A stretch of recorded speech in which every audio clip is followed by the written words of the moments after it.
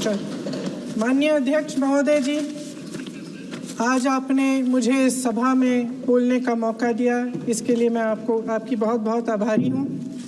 सबसे पहले जो सुरक्षाकर्मी, जो जवान अफसर 13 दिसंबर को संसद की सुरक्षा के लिए शहीद हुए, उनके प्रति मैं श्रद्धांजलि व्यक्त करना चाहती हूँ। महोदय, हजारों साल पुरानी हमारी देश की, धर्म की एक पुरानी परंपरा रही है। ये परंपरा संवाद, चर्चा की रही है। एक गौरवशाली परंपरा है जो दर्शन ग्रंथों में, वेदों में, उपनिषदों में दिखती है। वाद विवाद और संवाद की हमारी पुरानी संस्कृति है।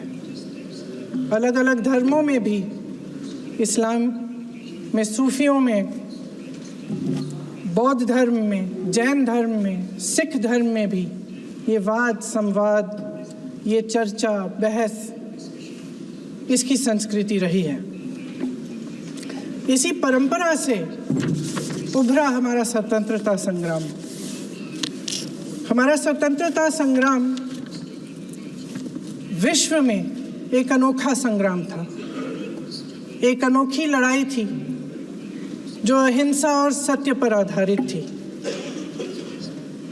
ये वाद संवाद की जो परंपरा है, इसको इस संग्राम ने आगे कैसे बढ़ाया? क्योंकि ये जो संग्राम था, ये जो लड़ाई थी हमारी आज़ादी के लिए, एक बेहद लोकतांत्रिक लड़ाई थी। इसमें देश के किसान, देश के जवान, देश के मजदूर, देश के अधिवक्ता, देश के बुद्धिजीवी, चाहे किसी भी जाति के हो, चाहे किसी भी धर्म के हों, चाहे किसी भी भाषा को बोलते हों, सब इस स्वतंत्रता संग्राम में शामिल हुए। सब ने हमारे देश की आज़ादी की लड़ाई लड़ी।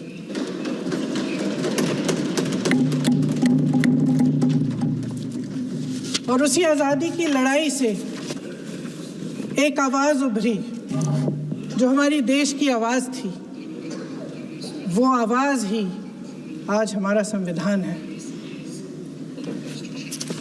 साहस की आवाज़ थी, हमारी आज़ादी की आवाज़ थी, और उसी की गूंज ने हमारे संविधान को लिखा और बनाया। ये सिर्फ एक दस्तावेज नहीं है। बाबा साहेब अम्बेडकर, मौलाना आज़ाद जी, राजगोपालाचारी जी और जवाहरलाल नेहरू जी और उस समय के तमाम नेता, जैसे आपने कहा,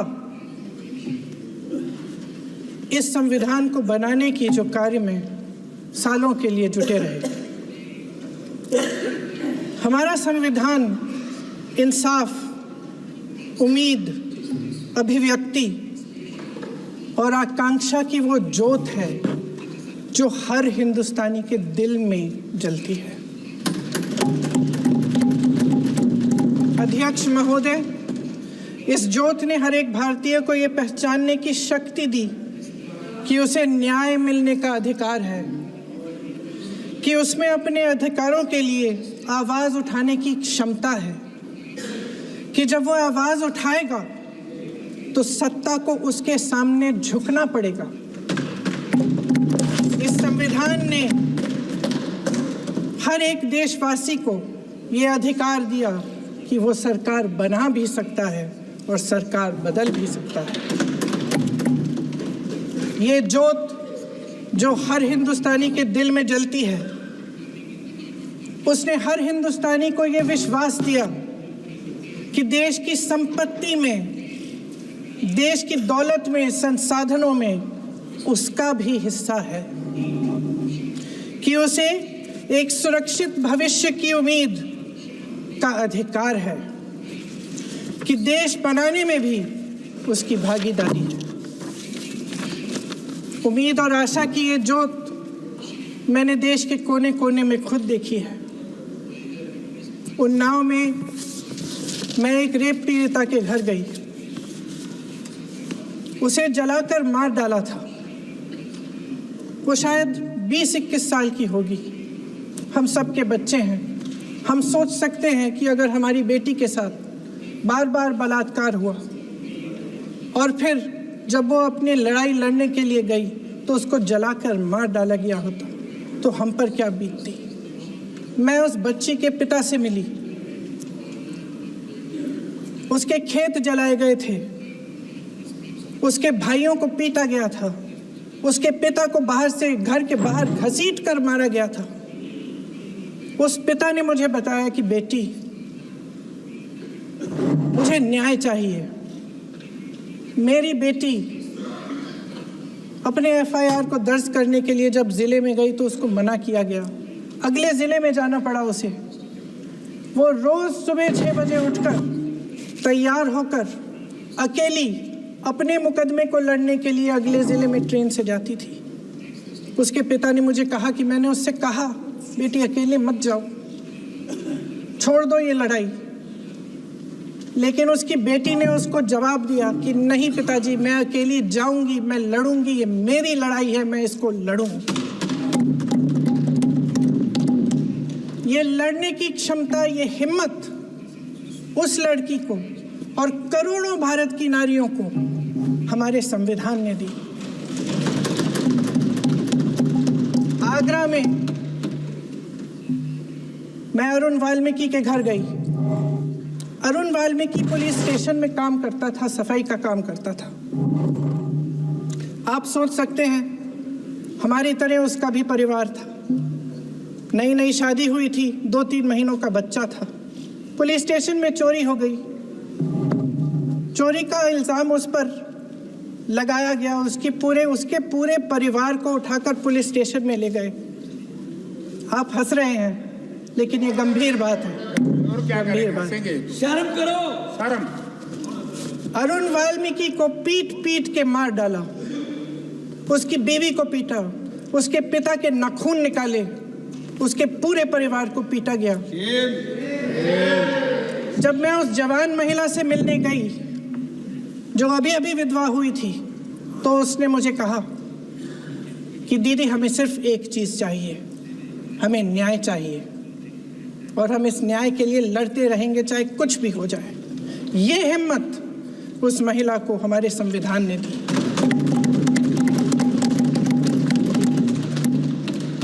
संभल के कुछ लोग आए थे हमसे मिलने, जो मृतकों के परिवार के सदस्य थे। उसमें 2 बच्चे थे, अदनान और उजैर। अब सुनिए। उसमें 2 बच्चे थे, अदनान और उजैर।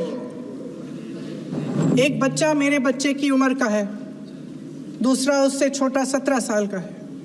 दर्जी के बेटे थे। दर्जी का एक ही सपना था कि वो अपने बेटों को पढ़ाएगा, लिखाएगा। एक बेटा डॉक्टर बनेगा, एक बेटा भी सफल होगा दूसरा बेटा भी अपने जीवन में सफल होगा। उनके पिताजी हर रोज उनको स्कूल छोड़ते थे। उस दिन भी स्कूल छोड़ने के बाद अपनी दुकान में चले गए। उन्हें पता नहीं था कि विवाद हो रहा है। उन्होंने भीड़ देखी, घर आने की कोशिश की तो पुलिस ने गोली से मार डाला। वो 17 साल का बच्चा अदनान मुझसे कहता है, वो 17 साल का बच्चा अदनान मुझसे कहता है कि मैं बड़ा होकर डॉक्टर बन के दिखाऊंगा, मैं अपने पिता का सपना साकार करूंगा। ये सपना, ये आशा उसके दिल में हमारे संविधान ने डाली। अध्यक्ष महोदय, हमारे देश के करोड़ों देशवासियों के संघर्ष में, अपने अधिकारों की पहचान में, इनकी कठिन से कठिन परिस्थितियों से लड़ने की अपार हिम्मत में और देश से न्याय की अपेक्षा में हमारे संविधान की ज्योत जल रही है। मैंने हमारे संविधान की ज्योत को जलते हुए देखा है और इसके साथ साथ ये भी समझा है कि हमारा संविधान एक सुरक्षा कवच है। एक ऐसा सुरक्षा कवच है जो देशवासियों को सुरक्षित रखता है, न्याय का कवच है, एकता का कवच है और अभिव्यक्ति की आज़ादी का कवच है। दुख की बात यह है कि मेरे सत्ता पक्ष के साथी जो बहुत बड़ी बड़ी बातें करते हैं, इन्होंने इन 10 सालों में ये सुरक्षा कवच, सत्ता पक्ष के मेरे साथियों ने ये सुरक्षा कवच तोड़ने का पूरा प्रयास किया है। संविधान में सामाजिक, आर्थिक और राजनीतिक न्याय का वादा है। ये वादा एक सुरक्षा कवच है जिसको तोड़ने का काम शुरू हो चुका है। लैटरल एंट्री और निजीकरण के जरिए ये सरकार आरक्षण को कमजोर करने का काम कर रही है। अगर लोकसभा में ये नतीजे नहीं आए होते तो ये संविधान बदलने का काम भी शुरू कर लेते। सच्चाई ये है अध्यक्ष महोदय कि आज संविधान बार बार इसलिए कह रहे हैं क्योंकि इस चुनाव में इनको पता चल गया कि इस देश की जनता ही इस संविधान को सुरक्षित रखेगी, कि इस चुनाव में हारते जीतने से इन्हें एहसास हुआ कि ये संविधान बदलने की बात इस देश में नहीं चलेगी। आज जनता की मांग है कि जाति जनगणना हो। सत्ता पक्ष के मेरे साथी ने इसका जिक्र किया। ये जिक्र भी आज इसलिए हो रहा है क्योंकि चुनाव में ये नतीजे आए। ये जाति जनगणना इसलिए जरूरी है ताकि हमें पता चले कि किसकी क्या स्थिति है और नीतियां उस हिसाब से बने। इनकी गंभीरता का प्रमाण ये है कि जब चुनाव में पूरे विपक्ष ने जोरदार आवाज उठाई कि ये जाति जनगणना होनी चाहिए, तो इनका जवाब देखिए। इनका जवाब भैंस भाग भैंस चुरा लेंगे, मंगलसूत्र चुरा लेंगे, इनका ये जवाब था। ये गंभीरता है इनकी जाति जनगणना पर। महोदय, हमारे संविधान ने आर्थिक न्याय की नींव डाली, किसानों, गरीबों और को जमीन बांटी, भूमि सुधार किया, जिसका नाम लेने से कभी कभी आप झिझकते हैं और कभी कभी उनका नाम धड़ाधड़ इस्तेमाल किया जाता है अपने आप को बचाने के लिए। उन्होंने HAL, BHEL, SAIL, GAIL, ONGC, NTPC, railways, IIT, IIM, oil refinery, तमाम PSU बनाए। अध्यक्ष महोदय, उनका नाम पुस्तकों से मिटाया जा सकता है, उनका नाम भाषणों से मिटाया जा सकता है, लेकिन जो उनकी भूमिका रही इस देश की आज़ादी के लिए और इस देश के निर्माण के लिए, वो इस देश में से कभी मिटाया नहीं जा सकता।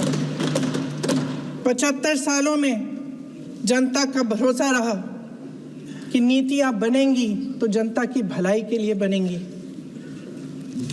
जल जंगल जमीन का अधिकार मिला आदिवासी भाई बहनों को। इंदिरा जी ने बैंकों का राष्ट्रीयकरण करवाया, खदानों का राष्ट्रीयकरण कराया। कांग्रेस और यूपीए की सरकारों में शिक्षा का, भोजन का अधिकार मिला। 75 सालों में जनता का भरोसा मिला। पहले संसद चलती थी तो जनता की उम्मीद होती थी कि सरकार महंगाई और बेरोजगारी पर चर्चा करेगी, कोई उपाय निकालेगी, कोई रास्ता निकालेगी। लोग मानते थे कि अगर कोई नई आर्थिक नीति बनेगी तो देश की अर्थव्यवस्था को मजबूत बनाने के लिए बनेगी, तो भारतीय बाजार को मजबूत बनाने के लिए बनेगी, उनके भविष्य को मजबूत बनाने के लिए बनेगी। किसान और आदिवासी भाई बहन भरोसा करते थे कि यदि जमीन के कानून में संशोधन होगा तो उन्हीं की भलाई के लिए होगा। आप नारी शक्ति की बात करते हैं। आज चुनाव की वजह से शायद इतनी बातचीत हो रही है नारी शक्ति के बारे में, क्योंकि हमारे संविधान ने महिलाओं को ये अधिकार दिया उनकी शक्ति को परिवर्तित किया वोट में, और आज आपको पहचानना पड़ रहा है कि महिलाओं के बिना, कि नारी शक्ति के बिना ये सरकारें नहीं बन सकती हैं। इसीलिए आज आप नारी शक्ति की बातें दोहरा रहे हैं। जो आप नारी शक्ति का अधिनियम लाए हैं उसको लागू क्यों नहीं करते? वो 10 साल बाद लागू क्यों होगा? क्या आज की नारी 10 साल इंतजार करेगी उसके लागू करने के लिए? क्या बात है, क्या बात है।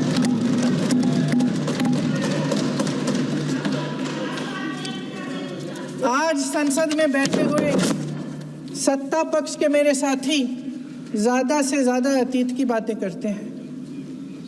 1921 में क्या हुआ, कब हुआ, नेहरू जी ने क्या किया? अरे वर्तमान की बात करिए, देश को बताइए आप क्या कर रहे हैं, आपकी जिम्मेदारी क्या है? कि सारी जिम्मेदारी जवाहरलाल नेहरू की है। अध्यक्ष महोदय जी, ये सरकार आर्थिक न्याय का सुरक्षा कवच तोड़ रही है। आज संसद में बैठी ये सरकार बेरोजगारी और महंगाई से जूझ रही हमारी जनता को क्या राहत दे रही है? कृषि के कानून भी बड़े बड़े उद्योगपतियों के लिए बन रहे हैं। सही एमएसपी को छोड़िए, डीएपी तक नहीं मिल रहा है।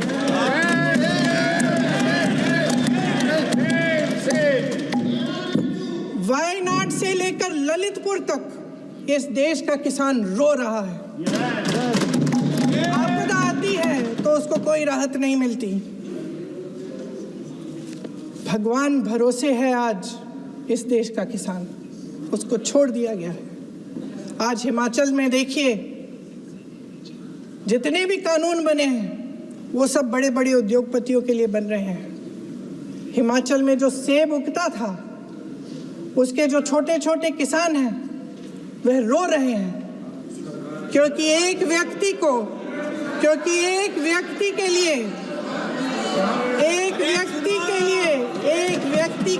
सब कुछ बदला जा रहा है।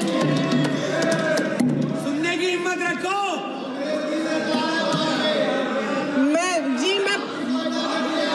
अध्यक्ष महोदय जी,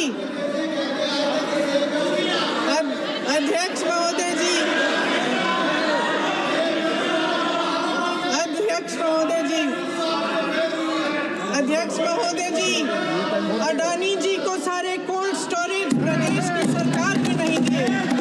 अडानी जी को सारे कोल्ड स्टोरेज आपकी सरकार ने दिए। देश देख रहा है कि एक व्यक्ति को बचाने के लिए 142 करोड़ देश की जनता को नकारा जा रहा है। सारे बिजनेस, सारे संसाधन, सारी दौलत, सारे मौके एक ही व्यक्ति को सौंपे जा रहे हैं। सारे बंदरगाह, एयरपोर्ट्स, सड़कें, रेलवे का काम, कारखाने, खदाने, सरकारी कंपनियां सिर्फ एक व्यक्ति को दी जा रही है। जनता के मन में हमेशा ये विश्वास होता था कि अगर कुछ नहीं है तो संविधान हमारी सुरक्षा करेगा, मगर आज आम लोगों के बीच ये धारणा बनती चली जा रही है कि सरकार सिर्फ अडानी जी के मुनाफे के लिए चल रही है। देश में बहुत तेजी से गैर बराबरी बढ़ रही है। जो गरीब है वो और गरीब हो रहा है, जो अमीर है वो और अमीर हो रहा है। इस सरकार ने आर्थिक न्याय की भी सुरक्षा कवच तोड़ दिया है। राजनीतिक न्याय की जब बात होती है, मेरे सत्ता पक्ष के साथी आज खड़े हुए और तमाम गिनती करने लग गए कि ऐसा हुआ वैसा हुआ, 1975 में जो हुआ, तो सीख लीजिए ना, आप भी सीख लीजिए। आप भी अपनी गलतियों के लिए माफी मांग लीजिए। आप भी बैलेट पे चुनाव कर लीजिए। दूध का दूध पानी का पानी हो जाएगा। आप राजनीतिक न्याय की बात करते हैं, सरकारों को पैसों के बल पर गिरा देते हैं।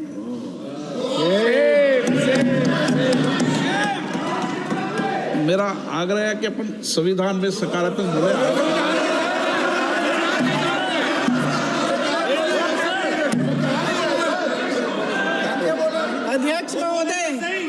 अध्यक्ष महोदय, सत्ता पक्ष के हमारे साथी ने एक उदाहरण दिया उत्तर प्रदेश की सरकार का, तो मैं भी एक उदाहरण दे देती हूँ महाराष्ट्र की सरकार का। मैं भी एक उदाहरण दे देती हूँ हिमाचल की सरकार को तोड़ने की कोशिश किसने की, पैसों के बल पे की, गोवा की सरकार। तमाम उदाहरण राजस्थान की। क्या ये सरकारें जनता ने नहीं चुनी थी? क्या संविधान इन पर लागू नहीं था? पूरी देश की जनता जानती है कि इनका हंसती है, जानती है कि इनके यहाँ तो वॉशिंग मशीन है।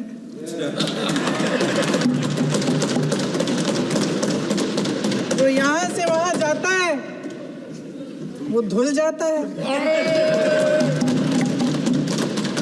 इस तरफ दाग, उस तरफ स्वच्छता। और मेरे कई ऐसे साथी हैं जो इस तरफ होते थे उस तरफ चले गए, मुझे दिख भी रहे हैं, वॉशिंग मशीन में शायद धुल गए हैं। अध्यक्ष महोदय, जहां भाईचारा और अपनापन होता था, जहां हमारे संविधान ने एकता का सुरक्षा कवच दिया था, वहां शक और घृणा के बीज बोए जा रहे हैं। एकता का सुरक्षा कवच तोड़ा जा रहा है। प्रधानमंत्री जी यहाँ सदन में संविधान की किताब को यूं माथे से लगाते हैं, लेकिन संभल में, हाथरस में, मणिपुर में जब न्याय की गुहार आती है, उठती है, तो उनके माथे पे शिकन तक नहीं आता।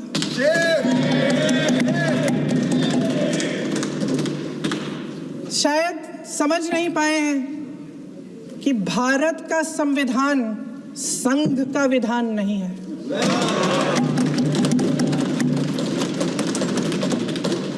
भारत के संविधान ने हमें एकता दी, हमें आपसी प्रेम दिया।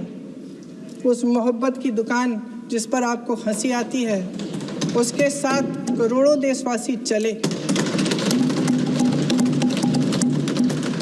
करोड़ों देशवासियों के दिल में एक दूसरे के लिए प्रेम है, घृणा नहीं है।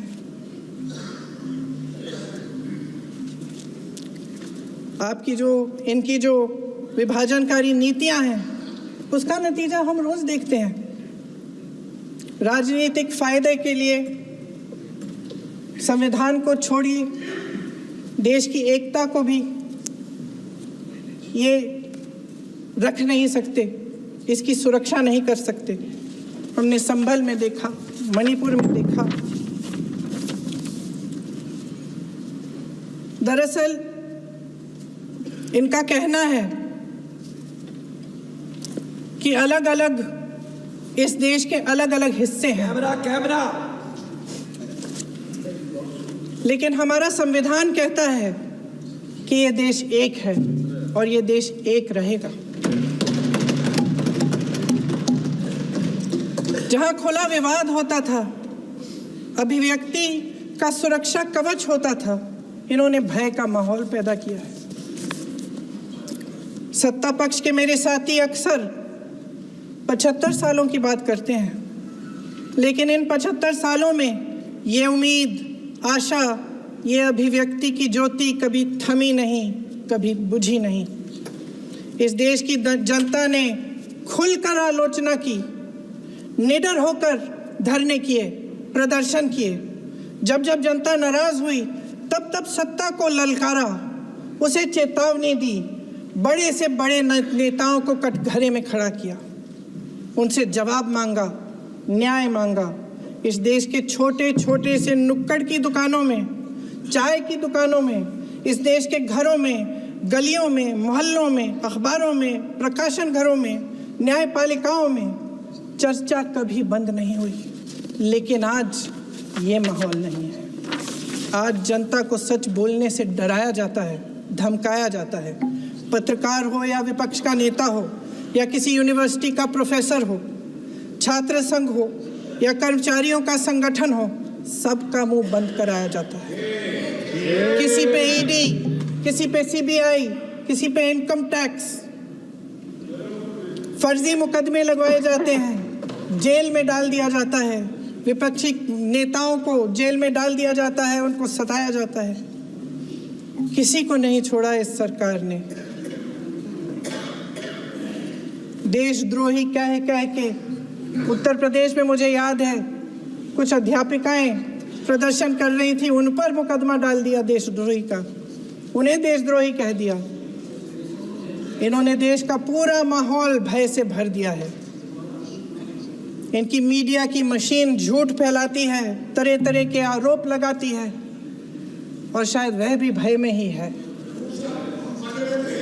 महोदय, मैं इस सदन को याद दिलाना चाहती हूँ कि ऐसा डर का माहौल देश में अंग्रेजों के राज में था। जब इस तरफ बैठे हुए गांधी की विचारधारा वाले लोग आज़ादी की लड़ाई लड़ रहे थे और उस तरफ वाली विचारधारा वाले लोग भय में रहकर अंग्रेजों के साथ साठ-गांठ कर रहे थे। लेकिन अध्यक्ष महोदय, भय का भी अपना स्वभाव होता है। भय फैलाने वाले हमेशा भय का खुद शिकार बन जाते हैं। ये प्रकृति का नियम है। आज इनकी भी यही हालत हो गई है। भय फैलाने के इतने आदी हो गए हैं कि खुद भय में रहने वाले हैं। चर्चा से डरते हैं, आलोचना से घबराते हैं। कई दिनों से हम मांग रहे हैं कि चर्चा करिए, लेकिन चर्चा करने की हिम्मत ही नहीं है।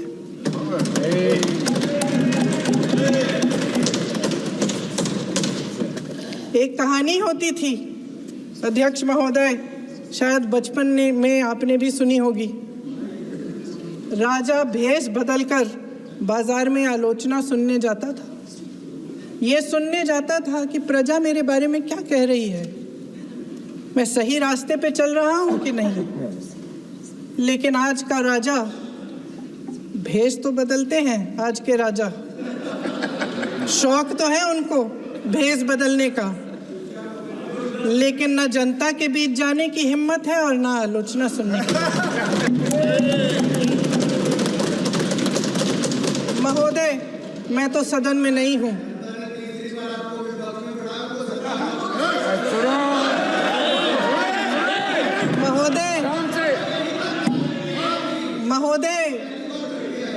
महोदय, जनता में बहुत विवेक है, ये सही है।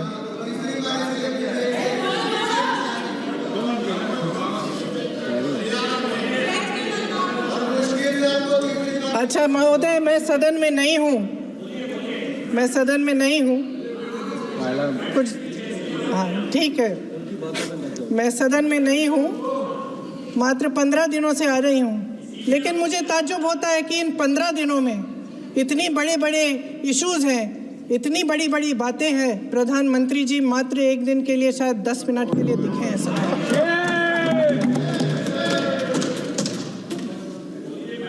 बात यह है अध्यक्ष महोदय जी कि ये देश भय से नहीं, साहस और संघर्ष से बना है। इसको बनाने वाले देश के किसान, जवान, देश के करोड़ों मजदूर और गरीब जनता है। संविधान इनको साहस देता है। मेहनती मिडिल क्लास है। और इस देश के जो करोड़ों देशवासी हैं, जो रोजाना भयंकर परिस्थितियों का सामना करते हैं, उनको साहस देता है। वायनाड में जो आपदा आई, उसमें एक छोटा लड़का था 17 साल का। 6 घंटों के लिए उसने अपनी माँ को बचाने की कोशिश की। 6 घंटों के लिए आप सोच सकते हैं कि अगर नदी की धारा बह रही है, नाराज है, आप अपनी माँ को पकड़े हो, 6 घंटों के लिए पकड़े रखते हो कि मेरी माँ बच जाएगी, और अंत में वो माँ भी बह जाती है। उस लड़के का साहस, उन महिलाओं का साहस जो पीड़ित हैं लेकिन फिर भी अपनी लड़ाई लड़ रहे हैं, उन संभल के बच्चों का साहस जिनके पिताजी अभी अभी गुजर गए लेकिन फिर भी उनके सपनों को साकार करने की हिम्मत है, उनका साहस है, वो साहस इस संविधान ने दिया है।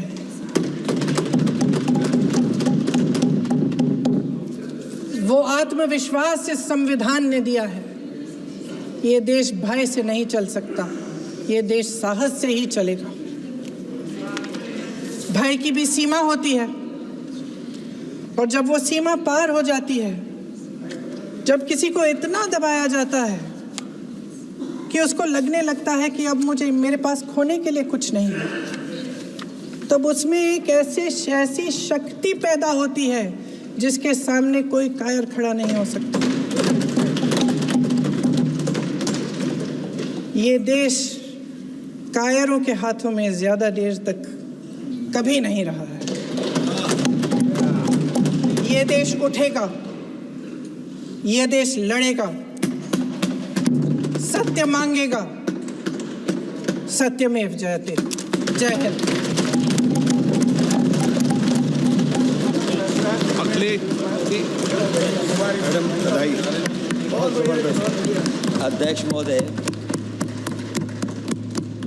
अध्यक्ष महोदय, मैं आपका धन्यवाद देना चाहता हूं।